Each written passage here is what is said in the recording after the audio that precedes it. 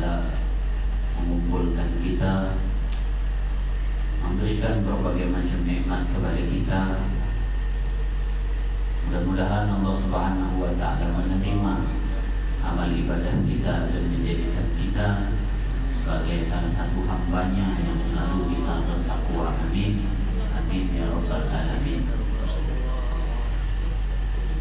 Tidak terasa kita sudah memasuki bulan Maulid, bulan mulia, di bulan di mana baginda Nabi Sallallahu Alaihi Wasallam dilahirkan. Mudah-mudahan di bulan ini kita bisa lebih banyak bersolawat, mendoakan, mengucapkan salam dan juga keberkahan bagi baginda Nabi Sallallahu Alaihi Wasallam. Yang mana solawat, salam serta keberkahan itu aslinya tidaklah diperlukan oleh Nabi Sallallahu Alaihi Wasallam. Justru kitalah yang perlu kepada solat, salam dan juga keberkahan yang kita mintakan bagi baginda Nabi Sallallahu Alaihi Wasallam. Hadirin saudaraku sekalian, siang hari ini saya ingin membahas mengenai pembahasan kedua untuk memahami ilmu fikih, sejarah terbentuknya ilmu fikih. Hadirin saudaraku sekalian, sebagaimana dalam Al-Quran jelas dikatakan dalam surah Al-Maidah, Al-yawma akmaltu lakum dinakum wa atmamtu lakum ni'mati wa raditu lakumul Islam dinan. Pada hari ini, yaitu pada hari Arafah, Nabi membaca ayat tersebut, telah kusempurnakan agama kalian dan kusempurnakan seluruh ajarannya dan kusempurnakan juga nikmat-nikmatku bagi kalian, dan kujadikan agama yang telah sempurna ini sebagai agama yang aku ridhoi. Dari ayat ini kita bisa mendengar bahwa Islam itu sudah sempurna. Lalu kemudian ada ucapan-ucapan yang benar tapi mengelirukan. Kalau tidak kita katakan sebagai ucapan keliru. Kalau sudah sempurna ngapain ditambah-tambahin katanya. Kalau sudah sempurna ngapain ditambah-tambahin. Perlu kita ketahui yang pertama, ketika al-yauma akmaltu lakum dinakum itu turun, Al-Quran sendiri belum sempurna. Al-yawma akmaltu lakum dinakum itu menurut sebagian ulama 4 bulan sebelum Nabi meninggal, 120 hari sebelum Nabi meninggal.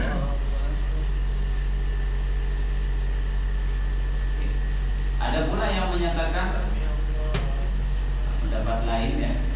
Tadi kan kita katakan kalau turunnya itu 9 Arafah, artinya di bulan Dzulhijjah, maka Muharram, Safar, Rabiul Awal, 3 bulan tambah 12 hari, 3 bulan 12 hari, 12 ditambah 21, berapa? 4 bulan. Al-yawma akmaltu lakum itu bukan ayat terakhir yang turun. Masih ada ayat yang turun 80 hari sebelum Rasulullah meninggal. Bahkan ada riwayat satu ayat yang turun 20 hari sebelum Rasulullah SAW meninggal. Jadi yang dimaksud itu kesempurnaan apanya? Ketika agama ini sudah kusempurnakan, justru Al-Quran itu sendiri belum genap 30 juz sebelumnya.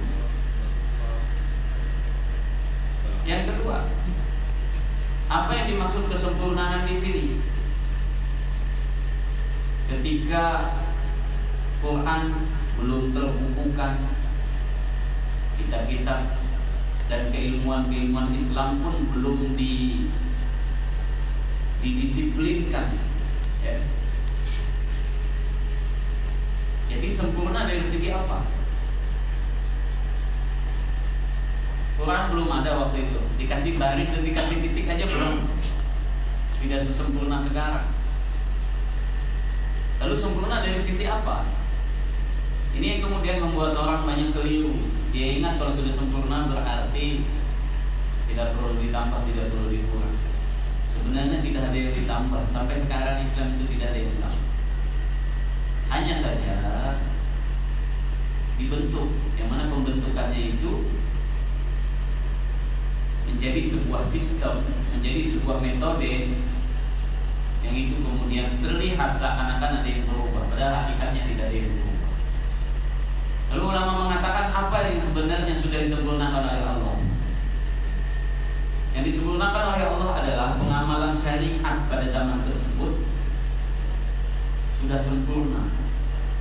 Allah sudah ridha, sudah senang, sudah mengakui para sahabat yang hidup di zaman tersebut sebagai orang yang sudah 100% mengamalkan ajaran Islam, ajaran yang dibawa oleh baginda Rasulullah SAW. Sempurna sudah Rasulullah sampaikan inti ajaran Islam. Jadi ibaratnya bahan-bahan menuju Allah itu sudah sempurna Allah Ta'ala turunkan. Tetapi apakah dalam bentuk yang terbaik dengan sistem yang terbaik? Ini yang kemudian dibahas oleh para ulama. Nabi itu membawa sistem yang terbaik. Ketika Nabi paling sempurna, manusia yang paling sempurna, maka Nabi mampu membawa sebuah sistem yang sempurna. Tapi bagaimana dengan manusia-manusia yang tidak sempurna setelah Nabi? Apakah mampu membawa sistem yang sama seperti Nabi? Dengan kapasitas yang masing-masing berbeda, ada yang 80%, ada yang 70%, maka tentunya kesempurnaannya pun berbeda-beda. Nah, yang inilah kemudian untuk mempermudah mengajarkan ajaran Islam itu dibuatlah kerangka berpikirnya, bahkan kerangka sistem dan cara menyampaikannya. Di zaman Nabi mengajarkan Al-Quran, hadis di dalam ajaran dan juga di dalam tata cara hidup, diserap oleh para sahabat dengan kapasitas masing-masing. Ada yang menyerap hanya Al-Qurannya saja, ada yang menyerap hanya hadisnya saja, ada yang menyerap hanya fatwa saja, dengan kapasitas masing-masing. Yang kemudian setelah Nabi tidak ada, para sahabat mencoba menyampaikan apa yang mereka serap itu dengan metode yang paling bisa mereka sampaikan. Yang mana metode ini tentu berbeda-beda antara satu dengan yang lain. Ada yang keras, ada yang lembut, ada yang memang mengambil yang penting saja, ada yang memang membahas sampai hal detail terkecil. Ini kembali kepada kapasitas dan apa yang mereka lihat di masa tersebut. Berlalu zaman sahabat, lalu kemudian ke zaman tabi'in. Diserap lagi oleh tabi'in. Terkenal ada 7 ulama di Hijaz yang dikatakan mengumpulkan seluruh ilmu sahabat yang tinggal di Hijaz. Lalu kemudian sahabat yang tinggal di Kufah seperti Sayyidina Ali, Ibnu Mas'ud, Abu Hasan Al-Ash'ari, Abu Musa Al-Ash'ari. Ini kemudian diserap oleh ulama-ulama yang lain di Kufah, yang mana tentu ilmu yang ada di Kufah dengan ilmu yang ada di Hijaz, Mekah, Madinah waktu itu tidak sama. Karena memang yang diserap oleh sahabat itu berbeda, cara mereka menyampaikan pun berbeda. Tetapi sama yang disampaikan kontennya, ajaran baginda Rasulullah SAW. Nah, ketika mereka mengajar itu, mereka menemukan kesulitan-kesulitan dalam menyampaikan. Mereka pun membuat metode-metode tertentu disesuaikan dengan keperluan di zaman itu. Kalau Nabi SAW mengajar itu acak, dan yang diajarkan prinsip.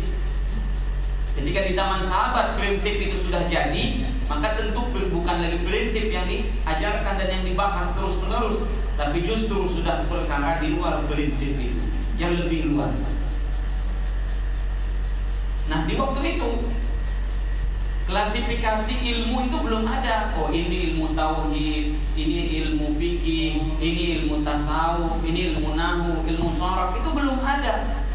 Baru ini ada orang nanya saya, mahasiswa, tasawuf itu ada nggak di zaman Nabi dan ada nggak dalilnya?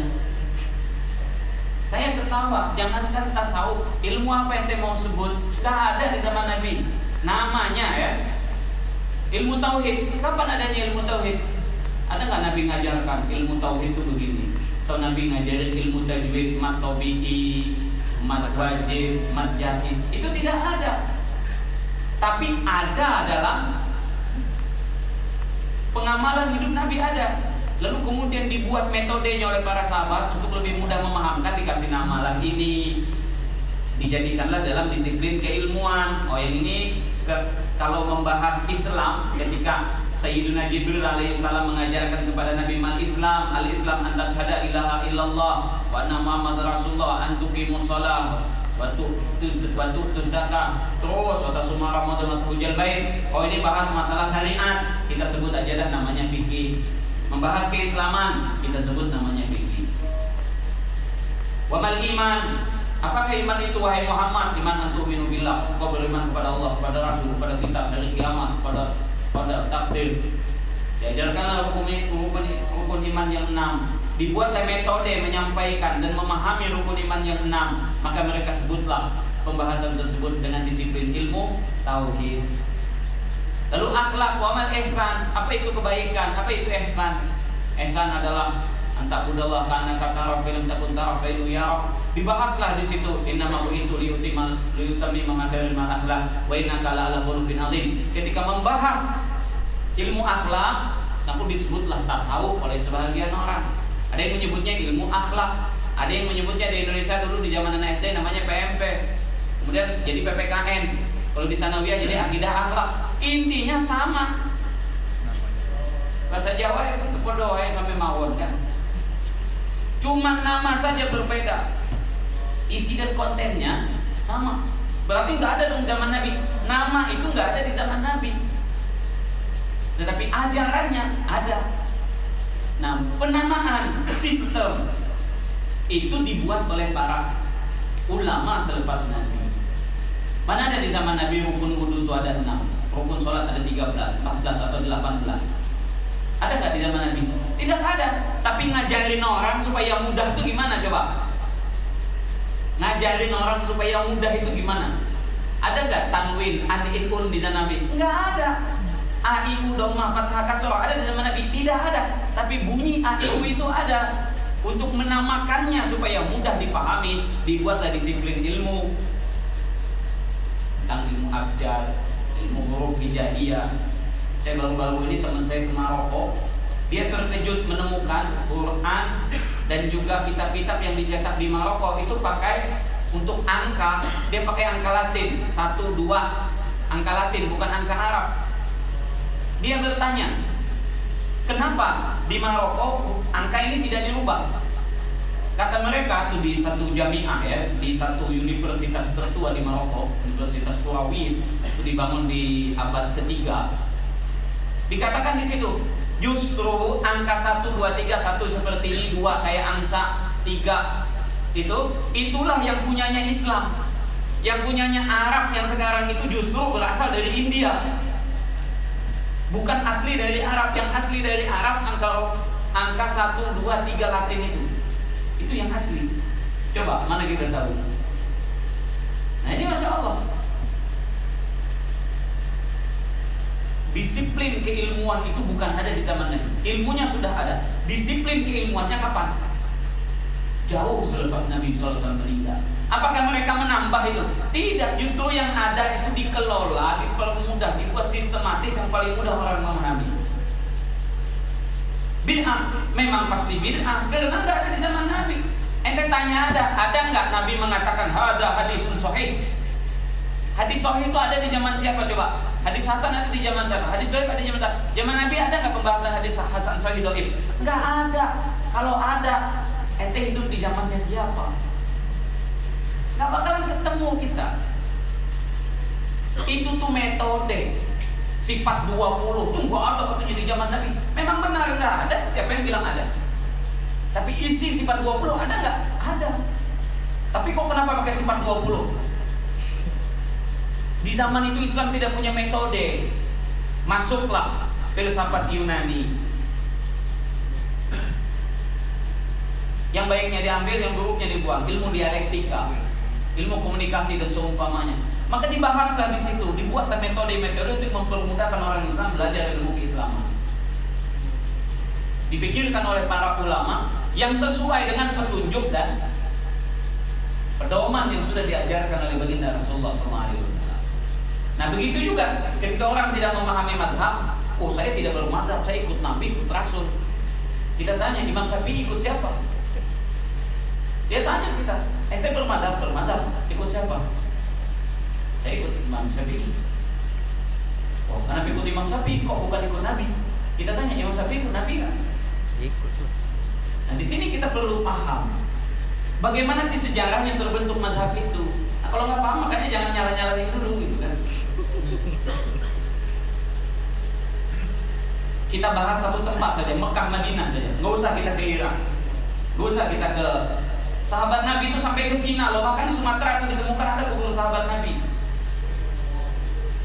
Tersebar 124.000 itu yang ikut haji bersama Nabi. Bagaimana yang tidak terhitung dan tidak terdata? Imam Bukhari menyatakan tidak ada yang bisa mendata sahabat Nabi secara pasti.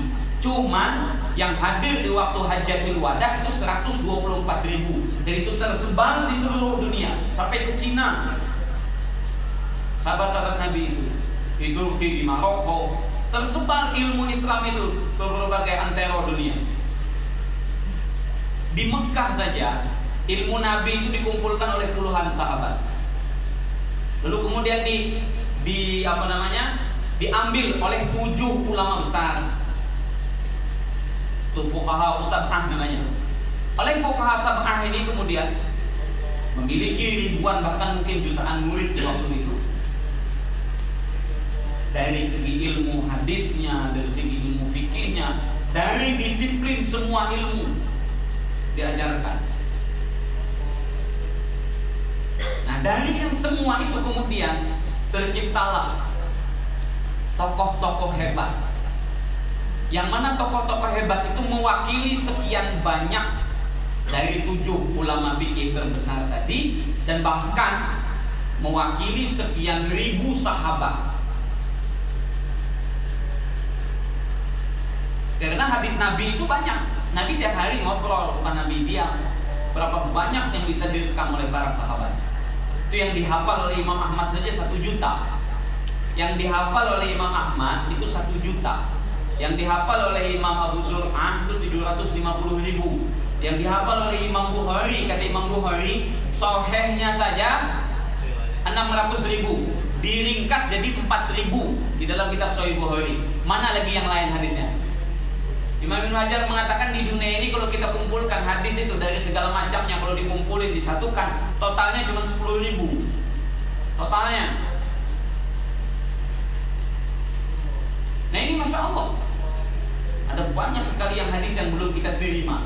Kenapa kita tidak terima? Karena sebahagiannya dianggap tidak terlalu penting oleh para ulama, sehingga yang mereka sampaikan yang penting-penting. Dari yang penting-penting itu, melalui metode mereka bagaimana menyampaikan dan juga mengamalkan, terciptalah satu sistem. Itu yang kemudian sistem ulama-ulama tadi. Dari banyak sistem itu dikumpulkan jadi beberapa sistem. Yang sistem itu disebut mazhab.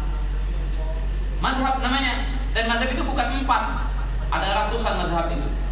Dari ratusan mazhab yang ada, mazhab Imam Ibnu Jarir At-Tabari, mazhab Imam Sufyan Tsauri, mazhab Imam Sufyan bin Uyainah, Rabi'ah Ar-Ra'i, Imam Laits, Daud Az-Zahiri, mazhab ribuan ulama masing-masing memiliki mazhab.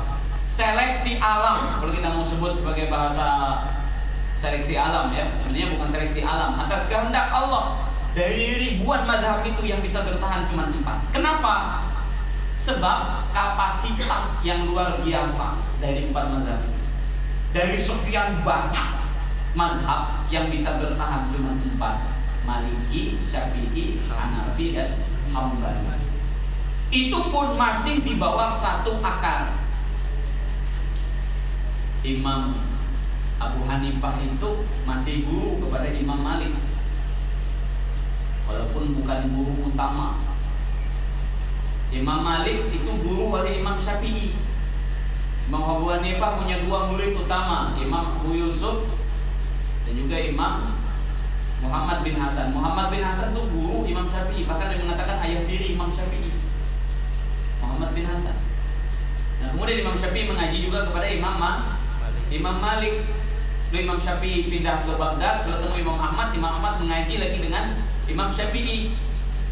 Jadi satu rumpun akhirnya mazhab itu. Imam Abu Hanifah lebih dikenal sebagai ahlul ra'yi, orang yang lebih banyak menggunakan logika.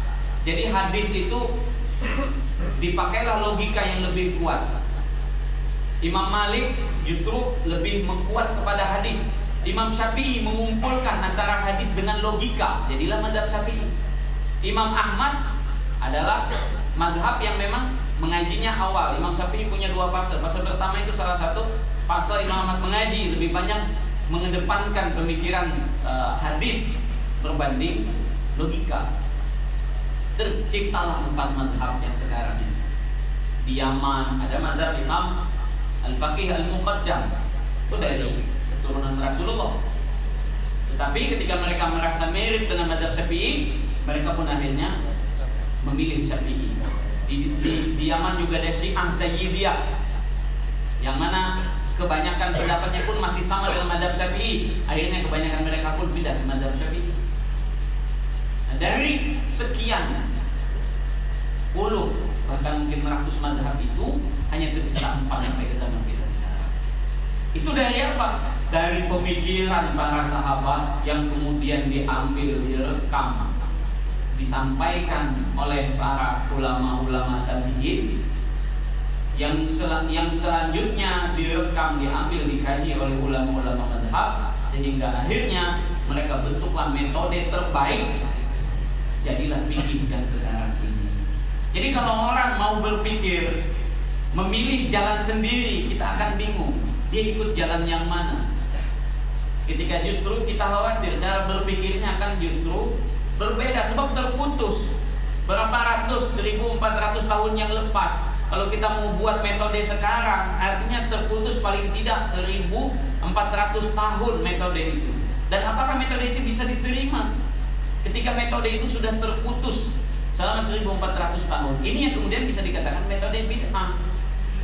Bid'ah yang memang dolalah, menyesatkan, karena tidak ada sangkut pautnya. Dia bikin metode tanpa pernah tahu berdirinya metode itu di atas sebuah asas apa, di atas fondasi apa.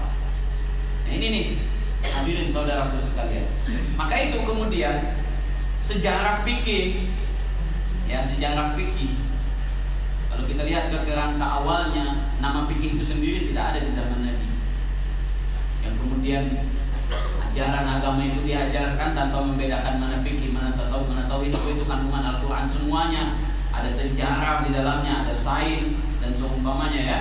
Itu kemudian dipilah-pilah sehingga terciptalah berbagai macam disiplin keilmuan di dalam Islam. Yang pada hakikatnya itu semua Al-Quran doang satu, dipecah-pecah. Kalau guru saya dulu menggambarkan satu batang kayu besar kemudian dipecah-pecah sampai menjadi batang korek api. Berapa banyak itu? Dari kayu gede jadi batang korek api. Itulah hakikatnya dari Al-Quran itu diambil satu dari sisi bahasa, jadilah grammar bahasa Arab, nahwu, sharaf dan lughah. Ada balaghah dengan 3 pembahagiannya. Nanti ada lagi sastra Arabnya, ada adabul Arabi, macam-macam itu. Dari sisi tafsirnya, dari sisi ininya, banyak sekali. Pada hakikatnya kembali kepada satu. Jadi ketika kita ikut di salah satunya, kita sudah berpegang kepada Al-Quran sebenarnya, karena memang itu bahagian dari Al-Quran. Jadi dari sana kemudian oleh para ulama, ketika Al-Quran itu begitu luas, dipecah-pecahlah dengan tujuan untuk mudah mempelajarinya. Kalau kita belajar tafsir saja satu macam, kita nggak bakalan bisa menyelesaikan tafsir. Contoh saja tafsir Imam At-Tabari itu ada 30 jilid. 30 jilid 1 meter Pak. Seumur hidup nggak selesai bacanya. 30 jilid itu baru satu macam tafsir. Tafsir Imam Fakhr Razi, tafsir filsafat, Fathul Ghaib, itu lebih kurang 30 jilid juga. Belum tafsir-tafsirnya, tafsir Syekh Al-Arabi di tafsir zaman modern, bahkan sekelas tafsir Buya Hamka, itu saja mungkin kita pelajari bisa bertahun-tahun. Baru satu tafsir, bagaimana dengan tafsir-tafsir yang lain? Itu ketika Imam Tabari menulis tafsir, kata beliau, akan kutulis 30.000 lembar, 30.000 halaman. Siapa yang siap membacanya? Kata para ulama di zaman itu, hai Imam, kapan selesainya? Lalu kata Imam At-Tabari, ya Allah, ini saya baru ngasih tahu aja, ente sudah nggak semangat. Bagaimana kalau kitabnya jadi? Lalu Imam At-Tabari kemudian menantang mereka lagi. Kalau saya tuliskan kitab sejarah, kira-kira kalian mampu nggak mempelajarinya? Kira-kira sebesar apa wahai Imam? Sejarah dari zaman Nabi Adam sampai ntar kiamat saya tulisin. Berapa? Ya sekitar 30.000 lembar lah. Kata mereka, nggak buat kami wahai Imam. Lalu kata Imam At-Tabari, inilah keadaan umat akhir zaman. Itu di zaman Imam At-Tabari 700-800 tahun yang lewat. Beliau sudah bilang semangat di zaman itu sudah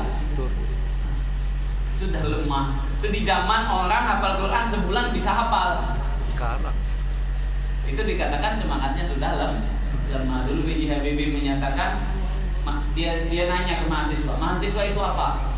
Mahasiswa pun masing-masing memberikan definisi tentang mahasiswa. Jadi kata B.J. Habibie, menurut saya mahasiswa itu orang yang baca minimalnya 50 halaman satu hari. Minimal, itu baru mahasiswa. Kalau nggak sampai 50 halaman, bukan mahasiswa. Imam Ibnu Hajar itu belajar hadis seharinya 1.500 hadis. 1.500 hadis itu kalau ditulis setebal apa? Setebal Quran. Kita mampu nggak baca Quran sehari khatam? Itu Imam Ibnu Hajar itu satu majelisnya segitu. Satu majelis, bukan sehari. Satu majelisnya 1.500 hadis. Imam Bukhari itu memiliki ingatan fotografer, dengar sekali langsung hafal. Imam Syafi'i lihat langsung hafal. Itu ingatan orang zaman dulu. Nah ini yang masya Allah luar biasa. Bagaimana sekelas Imam Nawawi ketika karyanya dihitung dengan umurnya nggak cukup, banyakkan tulisannya daripada umurnya. Imam Bukhari menulis kitab Sahih Bukhari itu tidak salah 25 tahun. Isinya 4.000 hadis. Perjalanan dari Rusia sampai ke Arab. Waktu itu masih jalan kaki. Kira-kira satu hadis berapa bulan? Dan semua hadis yang beliau tulis itu, satu hadis beliau tulis, beliau sholat 2 rakaat di Raudhah. Baru ditulis, mandi dulu pakai minyak wangi, sholat hajat, baru tulis nggak hadis nih, baru ditulis jadi kitab Sahih Bukhari. 25 tahun Pak. Imam Malik 40 tahun tulis kitab Muwatta, segini doang tebalnya. 40 tahun dengan seleksi luar biasa. Zaman kita ini mah doib, kuat, enak banget. Songong. Ini kapasitas yang nulis ini siapa? Kapasitas yang luar biasa, bukan orang-orang sembarangan. Imam Malik itu tidaklah memberi fatwa kecuali setelah dapat rekomendasi 70 ulama besar di Madinah. Ulama besar yang ngasih rekomendasi. Selama Malik ada, Malik yang keluarin fatwa. Baru kita sekarang belum ada yang ngasih rekomendasi, sudah buka website tanya jawab fatwa. Ya kayaknya. Jadi masalah Allah. Ini sekedar contoh dalam membentuk fikih. Banyak orang dalam fikih itu tidak mudah. Kalau fikih itu mudah, banyak sudah yang alim, cukup ngaji di Google. Contoh saja, Imam Syafi'i itu nasabnya masih hitungan keluarga Nabi SAW. Asli orang Quraisy. Tinggalnya di Palestina, lahirnya bahasa Arab. Ketika mau jadi ulama itu masih ngaji ke Arab Baduy. 2 tahun ngantor ya, tinggal di Bani Huzail untuk belajar bahasa Arab. Asli Arab, keturunan Arab. Itu bahasa kita kentutnya pun bahasa Arab itu. Itu masih ngaji ke orang Arab, bukan ngaji terjemahan kamu sampai pakai Google Translate. Orang Arab, lahir di Arab, keturunan Arab, masih keluarga Nabi, masih lagi ngaji sama orang Arab untuk mempelajari Al-Quran. Lalu kita baru belajar bahasa Arab sudah berani, Masya Allah. Makanya banyak yang menyesatkan fatwa. Menyesatkan bukan apa? Fatwa itu disampaikan bukan masalah benar dan salah saja, tapi di situ ada hidayah atau ada kesesatan. Sekarang banyak setelah keluar pengajian hatinya gelap. Keluar pengajian bukan mestinya hatinya lembut, bercahaya, lebih cinta kepada umat. Ini enggak, keluar dari pengajian bom, nyalah-nyalahin orang, memusik-musikkan orang. Ini saya bingung. Ini pengajian di situ dikasih kegelapan apa cahaya? Yang urujun nas minas zulumat ila nur, atau sebaliknya minan nur ila zulumat. Orang datang hati baik-baik, keluar majelis jadi orang jahat. Jadi dalam fatwa, dalam ilmu yang disampaikan bukan sekedar benar, Pak, bukan sekedar benar, ada hidayah dari dalam situ. Itu yang kemudian kenapa Imam Bukhari yang dinyatakan sebagai ahli hadis dan bukan sekedar ahli hadis biasa. Beliau ini dalam bahasa ulama itu ahlul ilal, yang bisa mengetahui penyakit dalam sebuah hadis. Ini pembahasan ilmu tertinggi dalam ilmu hadis itu pembahasan ilmu penyakit hadis. Contoh begini. Dulu yang namanya hadis itu sanadnya mesti nyambung. Nyambung itu bagaimana? Murid langsung menerima dari guru. Ini sekarang nih yang hadir di sini berapa orang ngaji? Saya sampaikan sebuah hadis. Jadi semua jadi perawi hadis, menyampaikan hadis. Ada kawan kita biasa selalu hadir, hari ini dia nggak hadir. Dia lihat tayangan di YouTube, dia ingat lalu dia sampaikan sebagaimana yang diriwayatkan Ustaz Nurido. Siapa yang tahu dia tidak hadir? Kalau dia memang selalu biasa ngaji tuh, lalu dia mengatakan saya terima hadis ini dari Kiai Anu, padahal dia nggak ngaji waktu itu. Siapa yang bisa tahu? Ini Imam Bukhari bisa tahu. Padahal sudah ratusan tahun yang lewat tuh. Bisa tahu bagaimana? Nah inilah, kalau dokter ahli itu kan lihat muka, lihat mata aja tahu ente sakit anu. Itu dikasih tahu obatnya. Nggak perlu dicek sampai ke laboratorium, lihat begitu aja ini penyakitnya ini. Sudah tahu kenapa? Itu kelebihan yang Allah Ta'ala berikan. Imam Bukhari mau naruh hadis itu istiharah dulu. Ini kalau saya taruh bener hadis ini dari Nabi sahih, tapi bakalan bikin masalah nggak buat umat. Sebegitunya Pak. Kita sekarang kita tulis saja, masalah selepas itu bukan urusan saya. Ini jadi masalah. Sekarang mau buat apa aja mesti sebenarnya ada amdalnya lah. Kalau ibarat bangunan itu ada amdalnya. Disurvei dulu nih, kalau saya keluarkan ini kira-kira apa hasilnya, apa perubahannya, negatif apa positif. Nah ini yang sebagian kita tidak memikirkan itu. Padahal seorang yang belajar agama itu diwajibkan memikirkan itu. Makanya Imam Malik, sekapasitas Imam Malik yang direkomendasikan oleh 70 ulama besar Madinah, itu ketika ditanyain 40 pertanyaan yang beliau jawab cuma 18. 22-nya beliau katakan, maaf saya tidak tahu. Bukan saya tidak tahu, nggak bisa ngejawab, enggak. Cuma kalau beliau sampaikan jawabannya, ini jawabannya bakalan berakibat baik atau berakibat buruk. Buruk dan baik itu kan dengan kapasitas beliau, bukan baik dan buruk kalau orang jadi nggak sholat. Enggak, bukan itu. Tapi baik dan buruk itu kekejiwaan seseorang kemana-kemana. Makanya dikatakan mufti, orang yang berfatwa yang benar memiliki kapasitas. Allah Ta'ala taruh malaikat sebelahnya. Jadi bukan sekedar membahas solusi hukum, tapi justru memperbaiki kondisi kejiwaan seseorang untuk menerima hukum tersebut. Nah ini hadirin saudaraku sekalian. Jadi ketika kita membahas ya kerangka awal sejarah ilmu fikih itu, maka kita akan menemukan bahwa Al-Quran itulah fikih, Al-Quran itulah tasawuf, Al-Quran itulah tauhid. Cuman ketika diklasifikasikan, dipecah belah dalam artiannya dikumpul-kumpulin, disatukan, maka terciptalah satu disiplin keilmuan. Yang itu masing-masing ngasih nama. Ada yang tidak suka dengan nama tasawuf, digantilah namanya dengan ilmu akhlak. Ya tidak ada masalah. Ada yang menyebutnya sebagai ilmu adab, nggak ada masalah.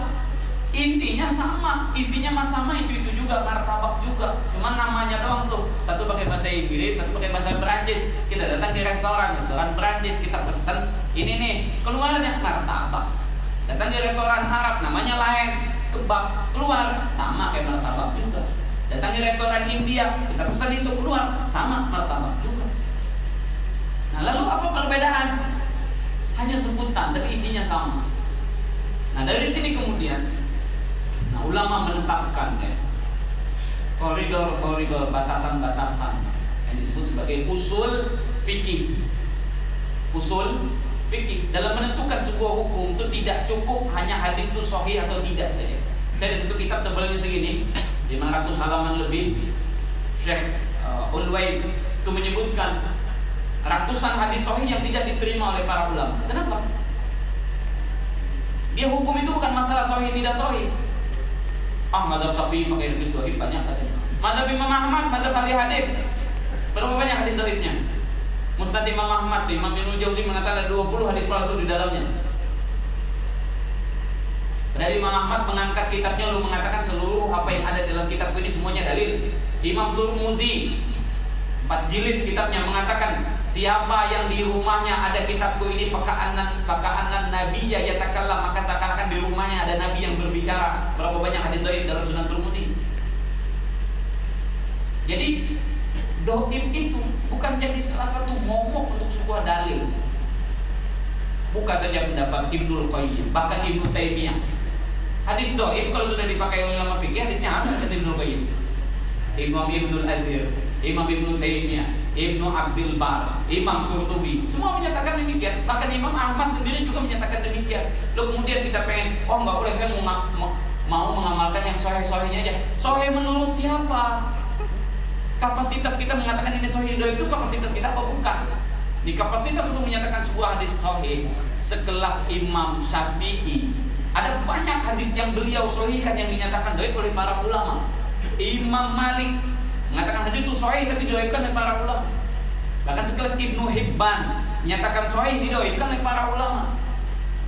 Jadi bagaimana? Makanya tadi metode yang mana dulu kita pakai. Ilmu hadis itu metodenya nggak satu. Kalau satu metode Syekh Albani aja selesai sudah. Masalahnya metodenya tidak satu.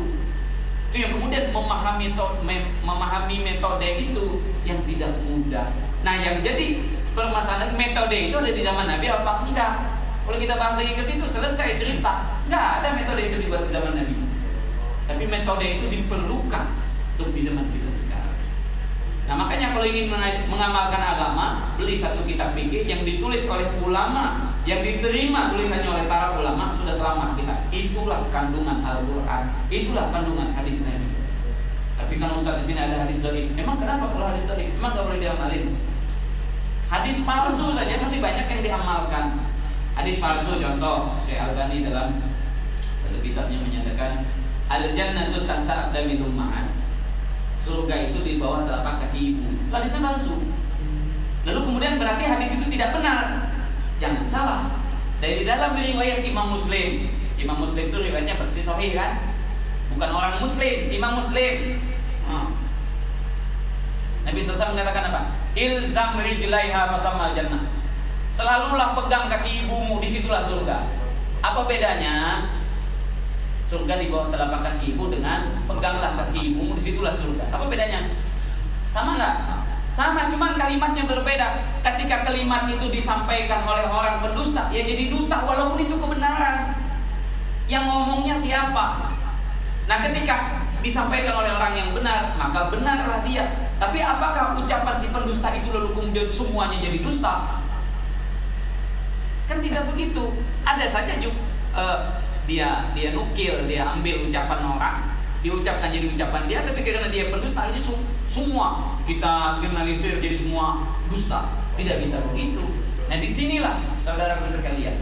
Nah, kemudian dalam memahami bahasa Arab itu tidak mudah. Orang Arab saja belum tentu paham bahasa Arab, apalagi kita yang Arab maklum ini. Maklum. Contoh satu hadis, ya, contoh satu hadis. La tusallil haidu illa bi khimar. La, jangan tusolli, jangan sholat al-haidu, perempuan yang haid. Janganlah sholat perempuan yang haid illa bi khimar, kecuali memakai penutup kepala. Pemahamannya apa? Pertama, perempuan haid jangan sholat kecuali memakai penutup kepala. Pemahaman pertama di otak kita, perempuan haid boleh sholat kalau memakai tutup kepala. Benar apa tidak? Pemahaman kedua, kalau perempuan itu tidak haid, dia boleh sholat tanpa memakai tutup kepala. Itu kalau orang ngomong begitu benar nggak? Benar, tapi untuk kapasitas otak dia. Cuma otak dia itu otak SD, otak TK, SMP, apa kuliahan. Ini yang jadi masalah. Jangan kemudian menggeneralisir, pemahamannya begini. Pemahaman siapa dulu? Kapasitas ente ini tukang ojek apa profesor? Profesor disuruh berpikir seperti tukang ojek nggak bisa, tetap hebatan tukang ojek. Makanya ikut kapasitas.